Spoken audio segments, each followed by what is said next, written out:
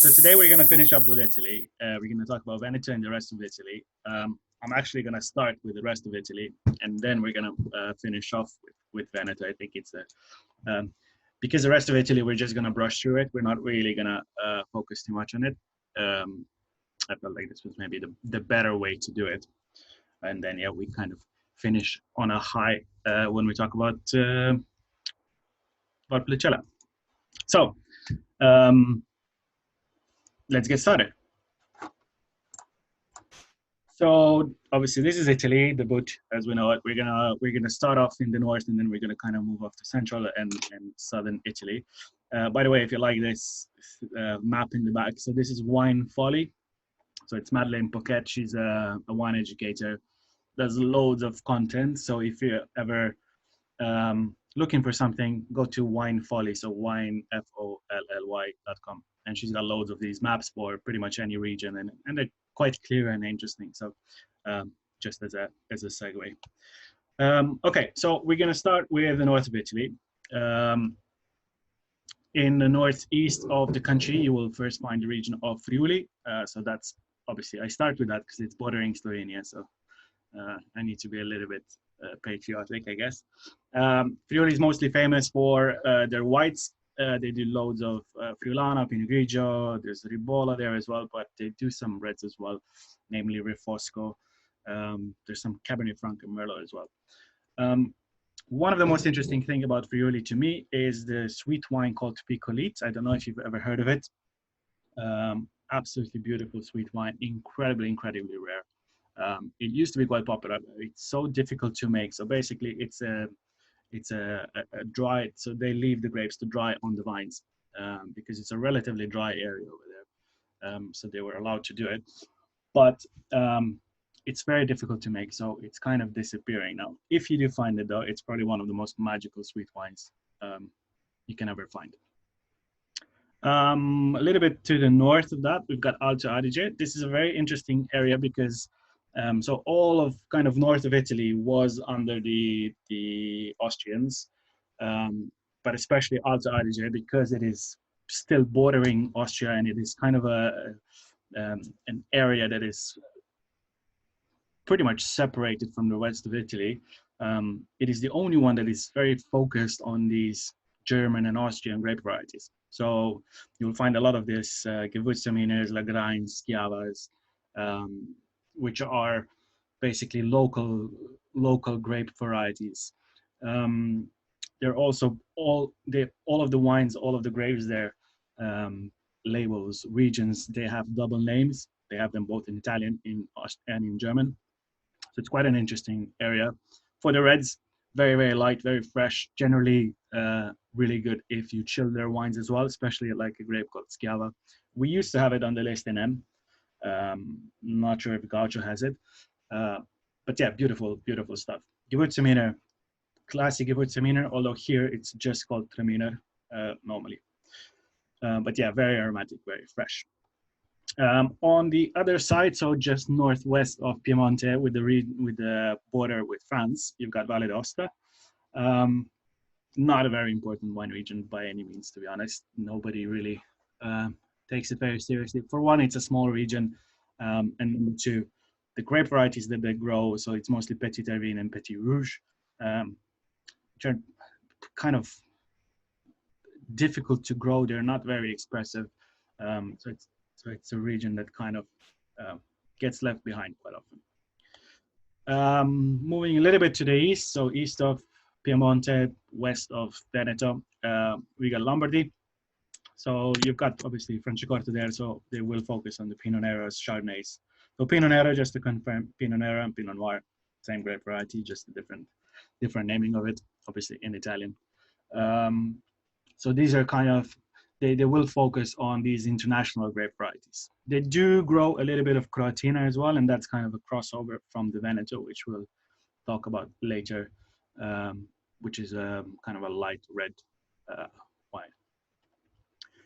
Liguria to the south of Piemonte, and basically on the picture in the back, this is the famous Cinque Terre. Beautiful stuff, beautiful vineyards. I mean, this is, if you are trying to be touristy, if you're if you don't live in Italy, but you just want to kind of see some amazing stuff, Cinque Terre is definitely a great destination to go to. Liguria is famous for their beautiful Fermentinos, very different in style to what you might find in the other two Italian white, sorry, other two Italian Fermentino-based regions, which are Tuscany and Sardinia. Very mineral here, I find, and it's got this really luscious acidity because of all of the cool air that kind of chills these hills. And then lastly, we've got Emilia-Romagna, which is already bordering central Italy. Kind of more of a bulk production wine. One of the most interesting wines from here will be definitely the Lambrusco, which is a lightly sparkling red wine. Can be quite sweet as well. So that's quite an interesting one. But again, none of these regions, apart from maybe Friuli and Alto Adige, really are big players in the market. Like I said, that's why we focus mostly on Piemonte, we focus mostly on Tuscany, and obviously today Veneto, because they are the big three in Italy. Moving on to central Italy. So one thing we haven't mentioned yet, but we kind of have, is we've been talking about acidity in Italian wines. And obviously that's a preference, that's a style that they want to achieve because like I said, they want to have wines that pair well with food, and acidity is essential to that. But what we didn't mention is how do they achieve this in the warmer regions, right? How do they achieve this in Sicily, where you're not supposed to be growing grapes because it's too hot over there? How do you do that in Lazio and so on? So the main reason is volcanoes. So all volcanoes and volcanic soils actually produce this acidity. So the soil itself makes the wines fresher, makes the wines a little bit more acidic. So behind here, you've just got a little map to show you where these volcanoes were, just to give you a bit of an idea, because a lot of people forget that Italy is mostly built on volcanoes, which is quite interesting, I think. Anyway, the main regions in central Italy, we have Le Marche, somewhere over here, two grapes, Verdicchio, Montepulciano. We've got Abruzzo, which is also kind of here, with Montepulciano again, and Pecorino. So the two kind of main exports here are Montepulciano d'Abruzzo and Pecorino d'Abruzzo. Now, Italians, I know you're not going to have a problem with this, but other people might confuse the Montalcino, Brunello di Montalcino we were talking about in Tuscany, and Montepulciano. For some reason, this is a very difficult thing to understand. And I get it, because Italians have confused us a little bit. So you have Montalcino as a grape, you have Montalcino as the city, you have Montepulciano as the village, and Montepulciano as the grape, and they are not all the same. So in Montepulciano as the village, you actually have grapes made with Sangiovese. And then around the village, you will find wines made with Montepulciano, the grape. So a little bit confusing, but whoopsie daisy. But yeah, Montepulciano in general, kind of a medium-bodied wine. It's like a vibrant Merlot sorts, to compare it to, let's say, the French counterparts. Pecorino, so Pecorino might be famous for its cheese, so Pecorino d'Abruzzo as the cheese, but Pecorino d'Abruzzo is also a DOCG for the white wines made with the grape Pecorino. Then we go to Umbria, which is just kind of north of Roma, of Lazio. Montefalco, Grechetto, Sagrantino, all of these kind of local grape varieties. So now you see why I'm kind of just breezing through. So Italy has around 700 different grape varieties. For these 700 different grape varieties, they have 3,000 different names. So if we went into detail into every single thing, good luck with that.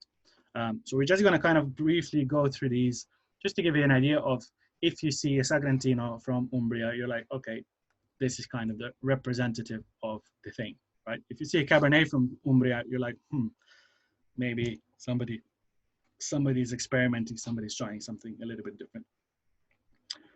Moving on to Lazio, so Lazio all around Roma, not a very impressive wine region. The wines tend to be a little bit plain, a little bit more for local consumption, not as much for um, for export. But they do have a couple of native grape varieties. One of my favorites is Lacrima, um, which you find kind of all in these volcanic soils, and it's a beautiful grape variety. It smells like flowers and violets and flavors like that, which is quite interesting.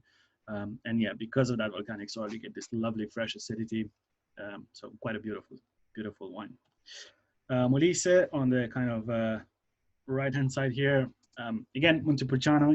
As you can see, it's one of the main grapes that kind of shows in central Italy. So Central Italy, Montepulciano and Sangiovese are the two kind of main reds. And then Trebbiano, definitely the main whites. Trebbiano is, does anybody remember what the counterpart is for it in French? What is the name, the French name for the grape? I did. Uni Blanc, yes, very good. Somebody's been listening last time. So yeah, generally made for bulk wines, nothing too particularly impressive. Lastly, Campania, which is kind of already south of Italy, down over here. You've got the main grape, which is Aglianico. This is probably the most prestigious grape of the south of Italy, I would say. Very rich, very powerful, quite tannic wines, but again, that beautiful acidity because of these volcanic soils, again, that just kind of take it on. Quite a few white grapes here, Falangina, Fiano, and Greco. Greco di Tufo, one of the most famous white wines from Italy as well, comes from this area down here. Okay, and lastly, the south of Italy, so Puglia, tourist-based. So I think it's probably one of the most interesting regions for summer tourism there. So obviously a lot of their wines are made for local consumption for tourism purposes. The main grape, again, a bit of Montepulciano and Sangiovese here, but Primitivo is arguably the most important one. Again, made just kind of juicy, very fresh, very interesting styles of wine, made to be drunk relatively early. Nothing meant for aging here. Then you have Basilicata, again with Aglianico that I mentioned, kind of the prestigious grape of the south. There's a very famous region called Taurasi here, which is Aglianico. Beautiful, very localized, very typical wines that don't taste like anything else in the world. It's got this like a graphite note to it, which really kind of stands out. We also got Calabria, again with Greco and Galioppo. Galioppo is a red grape variety, kind of like a Cabernet Franc, but a little bit riper. Sicily, which is on the picture in the back. So obviously that is the volcano, the Etna. And Sicily consistently makes the most high quality wines, at least in the last few years, mainly made with Nero d'Avola and Nerello Mascalese, so red grapes, red wines. Again, volcanic soils, obviously, as it is on a volcano, so a lot of that freshness in spite of this very hot climate, and you get a lot of this ripeness, a lot of juiciness. But yeah, it's just that acidity that just kind of lifts the wines and makes them drinkable and also age worthy. So you will, if you go to south of Italy and you want something that has a bit of age on it, Sicily or maybe Taurasi are kind of the only two that you should be looking at. In terms of white, you've got the two local grape varieties, Grillo and Insolia. Insolia is a local grape variety, and it was used to use for Marsala. So I don't know if you know Marsala. It's again like a fortified sweet wine that comes from Sicily. But recently, people have been started using Insolia as a main white as well. It's kind of similar to a Trebbiano. It's a relatively neutral grape variety, but it does have a little bit more polish, a little bit more elegance than a Trebbiano would. And lastly, Sardinia, not technically south of Italy, but I felt like it belongs here more than anywhere else. I mentioned it earlier with Vermentino. They also make a local grape called Canonau, which is not really local. Canonau is just their name for Grenache. So for Garnacha, which is a grape that we find in the south of France and kind of all of Spain, really. But Canonau, again, a little bit lighter, a little bit fresher than a classic Grenache. It's got more acidity. It is that style that just kind of stands out a little bit more. And lastly, they have the Carignan. Okay, so this is all I'm going to say about the other countries. And now I do want to focus on the three kind of main parts of Veneto. Okay, so this is why we're kind of here today. So Prosecco, it has horrible reputation in the wine world for kind of wine drinking, wine appraising people, let's say. But in terms of commercially, this is one of the most successful wines in the world. So Prosecco, what is it? It's basically a sparkling wine that is made with a Charmat method. So a Charmat method basically means that, you know, when we were talking about Champagne and how they make sparkling wine there. So in Champagne, you make a normal wine and then you put it in a bottle and then you start the second fermentation, which again allows you a lot of control over every individual bottle. It slows down the whole maturing process and it makes a very fine, very unique style of wine. However, that is a very, very slow, very, very expensive process. So this guy Charmat invented a new method, a much quicker method that would allow to make these lovely, bubbly wines, and this is called the Charmat method. So what it is they make a normal wine and then they put it in a big stainless steel tank, normally 800 liters or even more, and they start the second fermentation in that. So what it allows is, instead of doing a 15-month aging process like they do in Champagne, you can get a bottle of Prosecco within 30 days after you've started the second fermentation. So much quicker process, much more efficient. However, you don't get this complexity. Obviously, anything that you rush, not just in wine, but in world in general, will tend to lose a little bit of that quality. And this is why the wine world doesn't respect Prosecco. That being said, Prosecco has been around for a long time. Veneto in general, I think they've been making wine since 800 BC or whatever. And Prosecco as a region has been mentioned a long time ago. The first time, I think it was 1592 or 1593, something like that. And Prosecco, what it is actually a village, and it's a village just north of Trieste. Trieste is in Friuli, on the border of Slovenia, and the grape that they use for Prosecco, which is these days called Glera, is actually of Slovenian origin. So obviously, again, me being a patriot, I have to mention that. But yeah, so the village of Prosecco is close to the picture that you have is the Castello del Miramare, beautiful castle. If you ever make it to Trieste, go have a look, beautiful views here. So it's just a little bit to the east of this castle. The region itself, Prosecco region, spans not, so we talk about Prosecco as Friuli, but why did I put it in Veneto? Because Veneto is where most of it comes from, and Veneto is also where the kind of highest quality appellation comes from, and this appellation is called Conegliano Vallubiadene. So the name comes from two towns that are on hills. So one is Conegliano, the other one is Vallubiadene, and anything in between these hills is where you get high quality Prosecco. So low quality Prosecco you'll basically find on flatlands, kind of just next to the Adriatic Sea, and mostly in the Veneto region, spanning kind of between Venice all the way up to Udinese. But yeah, if you go up to the hills, this is where you get a little bit more high quality grapes, and that's why. So while Prosecco as a name is a DOC, so just the denominazione origine congelata, Conegliano Vallubiadene is DOCG, so garantita as well. So higher quality. So why am I saying this? Because please do yourself a favor. If you do drink Prosecco, if you do buy Prosecco, I have nothing against it. But go for good stuff. Go for Conegliano Vallubiadene, anything from that area. If possible, find single vineyard Proseccos. because they don't just do it for 30 days, like I said.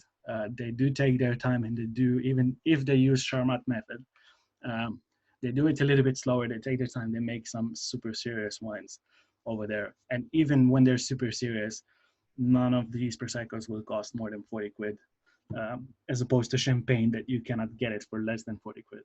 Okay, so just have a look at this area and think about that.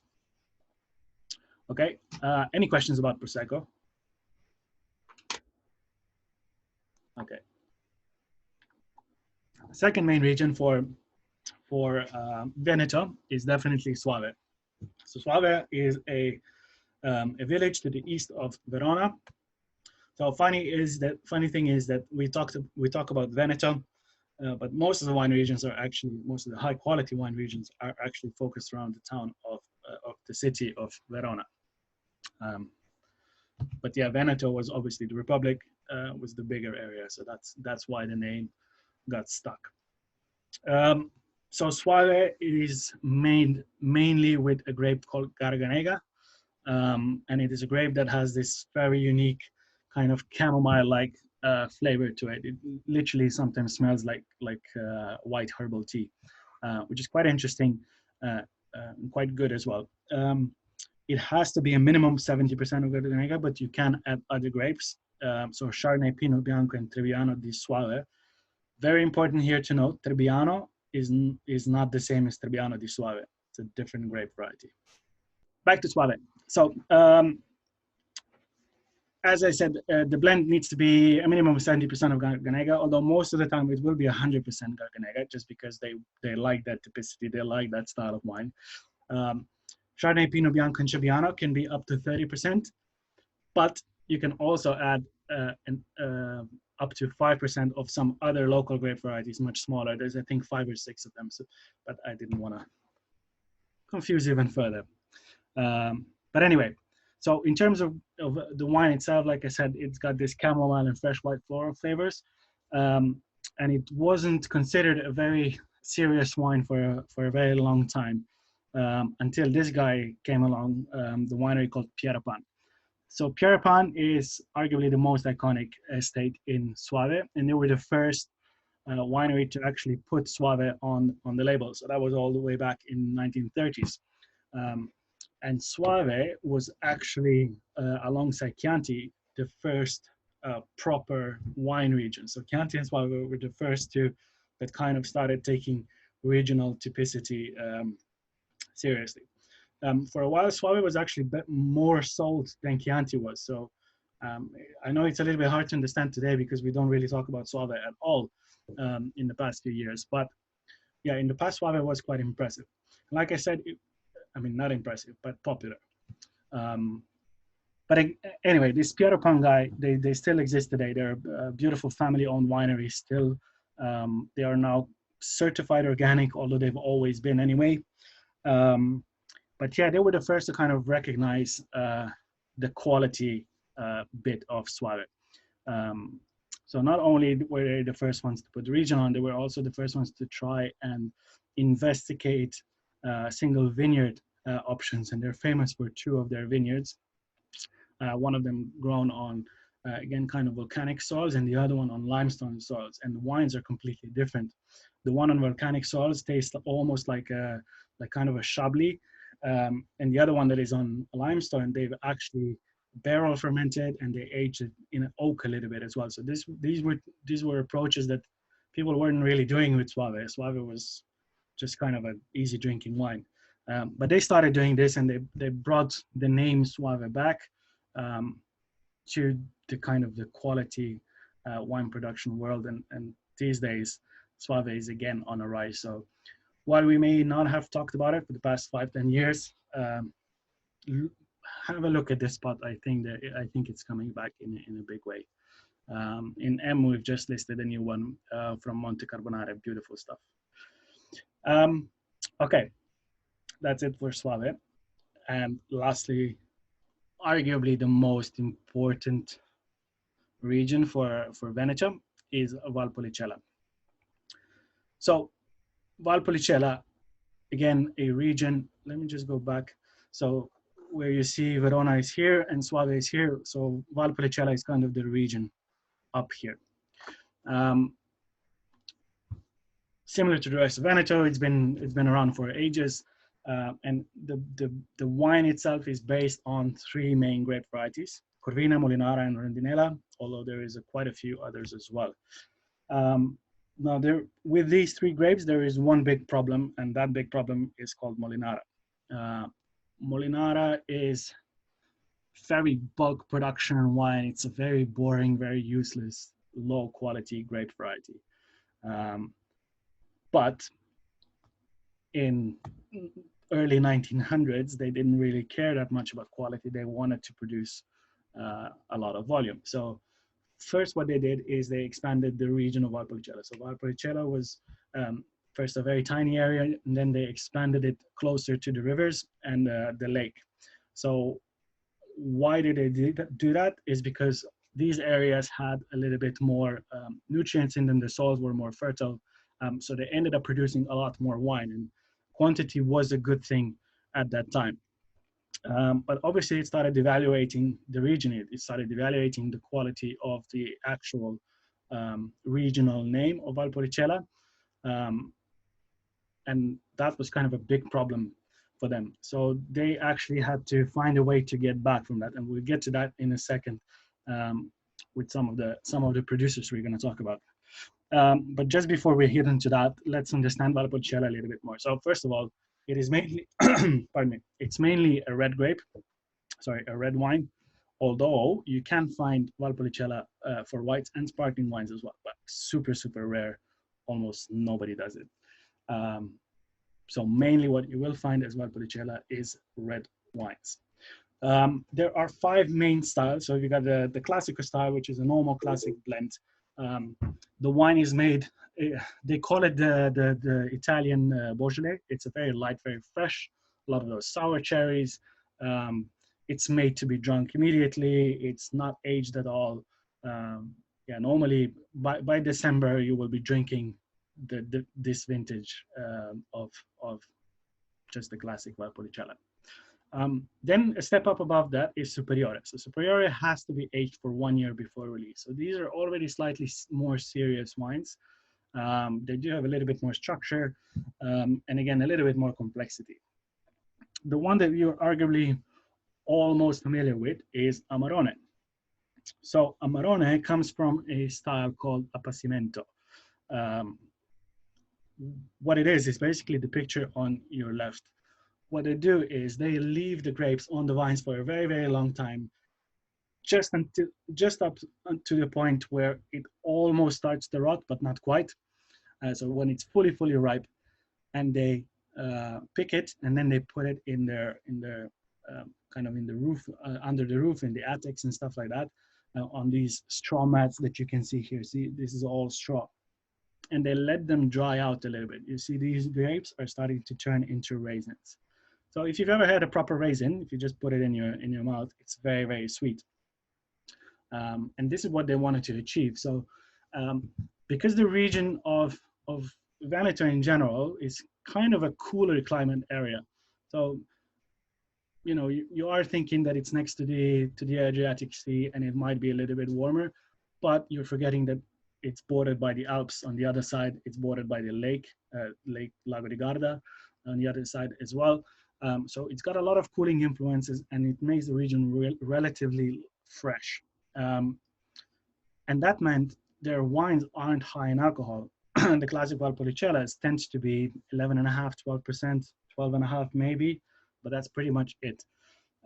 So if they wanted to make some serious wine, they had to introduce some way of introducing more sugar, more sweetness, more alcohol. And that's how they did it. They actually left the grapes to dry a little bit, concentrate those sugars. Problem with that is, if you concentrate those sugars, you lose volume. So generally, you lose about 30% of your harvest if you go into this appassimento, into this drying style of wines. However, you produce incredibly juicy, incredibly good wines. There is a minimum of time that they need to have this process doing? Like it has to do for like month to month, or it just depends from how fast it goes? Depends on how fast it goes. Generally, it's around 3 to 4 months. Um, it is purely logistical. It's because it was over winter. So they would pick these grapes very, very late, sometimes in late October. They would put them in the attics, and then in February, March, they would start doing them. So um, the reason why it's over winter is because if you don't start your, because they pick so late, the outside temperature is so low that fermentation wouldn't start. Okay, so a natural fermentation in the grapes needs to be at a relatively high temperature, especially for red wines, to start. But because it was so cold, it couldn't. So they left it for 3 to 4 months until it started warming up outside. Once it did, they started the fermentation then, and and let it go in the warmer days. Some people will leave this to dry for longer, but you don't want to do it for too long because, again, you will lose volume, a lot of volume for one, and also the more sweetness again produces less acidity, which you don't want. You want it to be balanced. Okay. But yeah, nobody will do it for a year. I can guarantee you that it's not worth it. And you want that a little bit of juice, a little bit of water still be inside of the grape. If you don't have that, then what's the point? You know, it's just take a spoonful of sugar and put that in the wine. It's going to be the same effect in the end. So you want that juice, you want that concentrated juice out. So it cannot dry too much. Okay. Another style of Valpolicella is called ripasso, and it's basically when they make Amarone, and this fermentation with these grapes happens, the must is left over. And then what they will do is just they'll pour some more wine over it, and they will use this as a sort of a flavoring. So ripasso is kind of like a second use of this pomace, a second use of this leftover must. Sometimes it can be really bad if it's not done right. Sometimes it can be too bitter and not really balanced. But if you find a good ripasso, it is a great value wine because you kind of get the style, you get a little bit more alcohol than you would get from a normal Valpolicella, a bit more structure, a bit more complexity, but at half the price or even less than that, because obviously they're making money back with Amarone, and ripasso is just kind of a byproduct. Okay. Now, the reason why they discovered the appassimento method in the first place was because of a style called recioto. And the name comes from the ears. So when you look at the grape looks like that, right? And the kind of the most exposed parts are the top, kind of the ears, same as like a human head sort of thing. And those ears tend to be the most exposed to the sunlight. So they tend to be the ripest of the grape. So in the past, hundreds of years ago, these ears were obviously more ripe than the other bits of the grape. So they kept them apart and they dried them out and they made a sweet wine from it. So recioto is a sweet style of wine. And that was before Amarone. So before Amarone was even invented, let's say, they were actually making recioto. And this was kind of recioto was the one that put Valpolicella on the map in the first place. That's the reason why people were talking about this grape. And then, yeah, by mistake, somebody, so when they were doing this appassimento style, they didn't obviously ferment the grapes all the way. Because as we talked about the yeast in quite a few sessions back, the yeasts die if it's too cold, they die if there's no more food, or they die if there's too much alcohol. The alcohol can kill them. So generally around 15.5% is the limit of where normal yeast cells will die. And when you have such a high quantity of sugar that you would have in dried grapes like this, you will produce more than 15.5% of alcohol, which kills the yeasts. And as they did this, that meant that there was a little bit of sweetness or quite a lot of sweetness left over in the wine, and that's how they made recioto. But then at a certain point, there was a certain strain of yeast that survived that 15.5% of alcohol, and it actually fermented all of the sugar. And this is how the first Amarone was unintentionally born. So basically, it was just a yeast that adapted and fully dry fermented an Amarone. So there's a common misconception that Amarone can be sweet. It's not sweet at all. It is completely dry. That's the whole point of it. Um, that's how it's made. Um, but yeah, anyway, so that happened by mistake.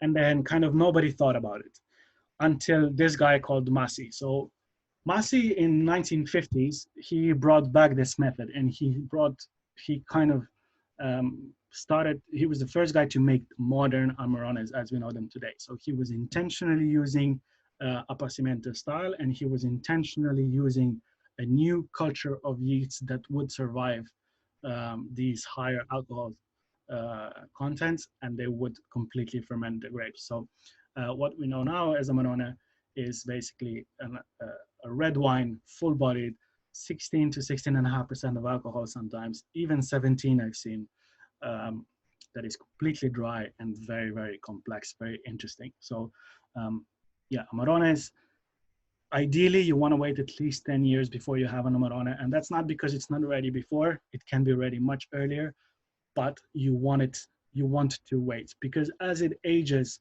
this wine just starts to develop these very interesting chocolatey and coffee and kind of tobacco-y aromas that all kind of intertwine, and it makes really, really interesting, really complex wines that are definitely worth the wait. Anyway, so Massi, as I said, they were kind of the pioneers of modern appassimento, and they're still doing it to this day. They not only play around with this grape in Italy, but they've actually got a vineyard in Mendoza in Argentina as well. You might have seen their Tupungato blends of Malbec and Corvina, which is this appassimento style as well. So the Corvina, which is the Italian grape variety, and they brought over, they dry it off, and they blend it with the Malbec that is fermented as a normal wine. So they're playing around. I actually asked them. We had a tasting maybe a year ago or so, and I've asked them if obviously they are worried with the global warming thing, because obviously if the region is getting warmer, they're gonna have to move into different grapes, and they are actually already preparing on that with some new grape varieties. They're gonna play around with Prosecco. So maybe we'll see some other grape varieties coming into play. Anyway, moving on in kind of the history of Valpolicella. So this Amarone kind of was an interesting wine, but the problem was that they still had this horrible, shitty grape called Molinara that kept kind of bringing the whole wine down. And that was all up until Giuseppe Quintarelli. Giuseppe Quintarelli was very meticulous guy, very, very meticulous guy. All he ever thought about was perfection. And he hated Molinara with a passion. And he actually found some historical transcripts where he said that original blend was not made with Molinara, but it was Corvina, Rondinella, Corvinone, Croatina, and Osselleta, which is, anyway, some other grapes that are also allowed in Valpolicella these days. And he said, you know what, screw you, Valpolicella DOC, I'm gonna make my own wine. And he started making wines without Molinara, and that just made a massive transformation. And suddenly people started taking Valpolicella seriously, because he didn't just do this for the Amarones, he started doing it for the rest of the range as well. And yeah, Quintarelli was kind of the guy that everybody started looking up to, and he was the main man in Veneto when it came to high quality production of wines. One of his most famous students was a guy called Romano del Forno. So Romano del Forno was just a normal guy. He had no experience in winemaking, nothing at all. And he had vineyards in an area that was famous for bulk production of wines. So no quality there, high fertility in the soil. And he said, I'm gonna make high quality wines here. Obviously he was naive, he was young, he was not too smart when it came to winemaking, because he had no experience, but he said, I believe in this. He was very stubborn. He is very stubborn, actually, still alive. And he said, I'm going to do it. And he went to visit Quintarelli, and Quintarelli was actually, he was famous for being quite rude to people, but when Dal Forno came to him, he was super nice, and they kind of grew together. And Quintarelli was the mentor to Romano Dal Forno. He tried to teach him all of these kind of meticulous things that he was doing to improve the grape varieties and stuff like that. And then Dal Forno kind of took that upon himself and even perfected it. So what Dal Forno was famous or is famous for is he hates oxygen. And what I mean by oxygen, not to breathe, but he hates oxygen in terms of he doesn't want his wines to be oxidized. So he's actually an inventor. He invented stainless steel vats that are vacuumed. So before he's ready to make the fermentation, he puts the juice into these vats, completely stops them from fermenting until he's ready to do it. That allows him to settle the wines a little bit more. He invented these pistons for extraction. So basically what he achieved is that there is no oxygen coming into the wine unless he allows it to. And the only point when he allows it to is when he puts it in a barrel. So even when he decides to bottle the wines, he cleans the bottles with nitrogen. Then he pumps out the vacuum, cleans them again with nitrogen, pumps out the vacuum, puts the bottle in, and takes the vacuum out again. So even that tiny little bit of oxygen that would be left under the cork, he extracts. So his wines are famous for being incredibly clear, incredibly bright, incredibly fresh, incredibly voluptuous. And they have none of those kind of bruised aromas. It's all about the freshness of the fruit with his wines. And definitely, if you ever get a chance to drink Romano Dal Forno, even Quintarelli or Masi, but in my mind, Dal Forno is the guy you want to drink. If you ever get a chance for him, you definitely need to give it a go. Okay, and that's it for me from today for Veneto, and that's it for Italy. So because before we talk about the 5 different styles of the Valpolicella, so the classical, superior, Amarone, and everything, and we said that for B superiore has to have at least 1 year aging, right? Yes. Perfect. Does it have something similar? The Amarone has to have a minimum of aging to be called Amarone apart the style that they're using, or no? I think it's a minimum of 2 years, but the top producers will do it for much longer. Quintarelli, I think, does it for 8 years before release. Okay. So 8 years for Amarone. I think he does 4 years for Superiore. Okay. Okay, thank you.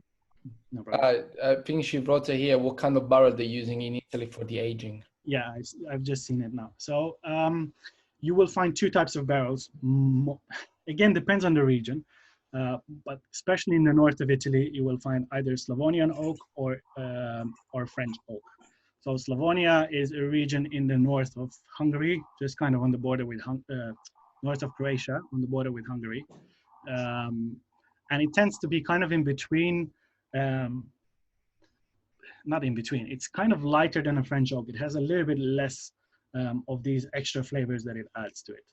And then in terms of size, Italians are famous for their botti. So generally these are bigger barrels, kind of 500 or 800 liters, as opposed to the French barriques where there would be 225 or 228, depending on where you're from. So yeah, Slavonian and French oak generally is the most used there. Because before we talk about the other days of Piedmont, but now we talk about a few different regions, and we've quite focused on Prosecco, but we got in Italy there is as well, because I don't know that, the, let's say, Asti Spumante or Franciacorta and everything. So how you can like divide all these, like explain the difference between all these 3, if there is any difference? Yes, so I did mention it as we kind of briefly went through it. So Franciacorta is traditional champagne method. So obviously a classic style of sparkling wine. It is aged on the yeasts. It is generally made with Pinot Noir or Chardonnay, whereas Moscato d'Asti, Prosecco, these tend to use the Charmat method. So Charmat method are both, is the second fermentation is in a big stainless steel tank instead of in the bottle. That's the simplest way of explaining it. So what this means is because the Charmat method is not aged on the lees, or they don't really have that much influence because they're at the bottom and there's so much wine on top of them. And then the traditional method is inside of the bottle, so you get much more of that creaminess, yeastiness. So very different styles. So Franciacorta will not be as fruity as Prosecco. So the whole point of Prosecco is to be focused on the fruit. The whole point of Moscato d'Asti is to be focused on the fruit flavors. Whereas with Franciacorta and Champagne, for that matter, will be more on that kind of prestigious, yeasty, brioche, creamy notes. So just a different approach. Okay, thank you. Can we consider Del Forno and Quintarelli icons? Yes, definitely. And Masi as well. And there's another one, Bola. Bola was, I think, the first one that labeled Amarone, that put it on the label. But yes, Quintarelli and Del Forno, I think, in my mind, they do make the highest quality of wines. Masi was probably the most important for the region to actually get started. But Quintarelli and Del Forno, I think, are the most important in terms of really stepping up the quality and bringing these wines into kind of the collector's view. Funny thing about the Quintarelli, if you ever see his bottles, they look like they are handwritten. So it looks like somebody wrote on them what they are. They don't just look like that. They were actually handwritten. He used to write every single bottle. He wrote by hand what's inside of it. They didn't print the label. So that was quite interesting. And Del Forno actually took that idea. He was printing, but he did kind of write the original label and then just copied it. So let me see if I have a bottle. Yeah, so I don't know if you can you see it? So this is a bottle of Amarone from Romano Del Forno. So it looks like, so this is designed, but like I said, Quintarelli actually wrote by hand. So loud, Elena. I had to turn you off. How much are we selling that bottle for? This is sold, luckily, but it would be $250, something like that. So this is the 2011. That's all right. Yeah, they're quite expensive, but they're really they're special wines. I had the privilege of having them quite a few times. Oh, wow. Yeah, there's nothing quite like it. Look, just to give you an idea, yeah. So I don't know if you see 17% of alcohol on this. Insane. And dry, bone dry. Last question, and then I will go. I'll let you go as well. So in Quintarelli and Romano Del Forno are the only two that you don't use Molinara, or Masi now is start to don't use Molinara as well? Very good. I was about to ask the same question. Very good question. I'm glad you did. So no, what they achieved, this is the reason why they're icons. What they achieved is that I think in 2001, they finally reconsidered the whole DOCG status, and they didn't. Now Molinara is no longer mandatory in the blend from 2001, and mainly down to Quintarelli and Del Forno. Before that, it was mandatory in the blend. Now it's not. Now I think only Corvina needs to be the base, and anything else you can do around it, you can grow. Again, an interesting thing is that Quintarelli was also famous for being one of the first guys to blend Cabernet Sauvignon into his Amarones. So there is one of his wines called Primo di Fiore that is a 50% blend of Corvina and Rondinella and 50% of Cabernet Sauvignon and Cabernet Franc. So he's been playing around with that as well, again, just to try to see whether they can just extract more quality out of the wines. Yes, that's kind of quite important as well. So they want to be the first one to bring Cabernet as well in Veneto, as you know, Gaia. No, we had it in Tuscany and Piedmont, but no one has in Veneto yet. No. They do have. There's quite a lot of international grape varieties in Veneto, but they were the first ones to kind of blend it with their Amarone. Okay. More Friuli than Veneto. Friuli, you will find a lot of Cabernet Franc and Merlot, But yeah, international grape varieties are not a problem in Veneto. They're not as picky as maybe some of the other regions would be about these things. They're quite open. They have a very different approach, I would say. I think the more they do want to make money. They do want to be successful, so they don't mind experimenting things um, as long as it works, basically. Okay. So What's the name of this wine you said? The Quintarellis, Primo del Fiore. It's on the wine list. You should know this. It's a new wine list. We never sold that one for a new wine list. Well, it was live for about 2 days before we had to close. So Exactly. So still, We it should have was it in live. Gaucho as well. Sorry. We should have it in Gaucho as well. Well, maybe. I don't. You just do the classic Valpolicella, I think. The La Dama. Yeah, unfortunately. Phew. Yeah, well, it's a different. You can't expect it to be there. I mean, it's not the same clientele that goes for it. We might actually sell it. I mean, on our list, it's the Primo del Fiore is 180, 190, something like that. And it's a quite a possible sale. It can happen even maybe once every 2 weeks that we sell a bottle of that if Marco studies and knows how to sell. But yeah, in Gaucho, I think it's a little bit more difficult to sell wines at that kind of price point. It's just a different. Yeah, we can call it impossible almost. Yeah, I'm jealous of you guys. Well, it's just a different approach. So don't worry. Even M sells a load of very entry-level wines, but it's just that we are a little bit more catered to this, and we position ourselves like that. I mean, when you design a wine list, it kind of dictates who will come there as well. So a lot of restaurants make the mistake of saying, okay, we're never going to have people with a lot of money, so they will kind of base their wine list at a lower price point. So, for example, when I came to M Wine Store in the beginning, we pretty much had an average bottle price around £15 per bottle, something like that. After a year, I raised that to about £25 per bottle. So as an average. So I pretty much would throw away all of the 10-pound bottle of wines. And it was intentional because I wanted to position us in a place where people, the bankers from Deutsche Bank or from Jupiter or whatever, they're going to come down and they're going to say, oh, these are wines that I collect. And then they know when they just need a quick gift or whatever, he comes down, he buys a bottle of Mouton for £500, like no problem, because I have it. Right, so it's just kind of a long-term development of mentality.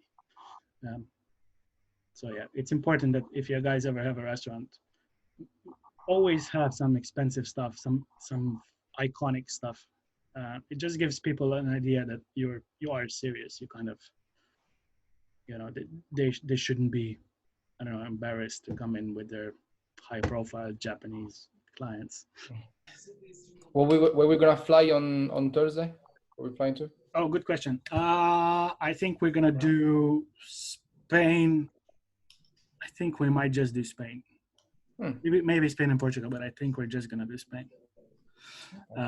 Spain, and then we'll do Portugal after that, and then we'll do Germany and Austria, and then we'll do Hungary, Croatia, Slovenia, and then dessert wines, and then service.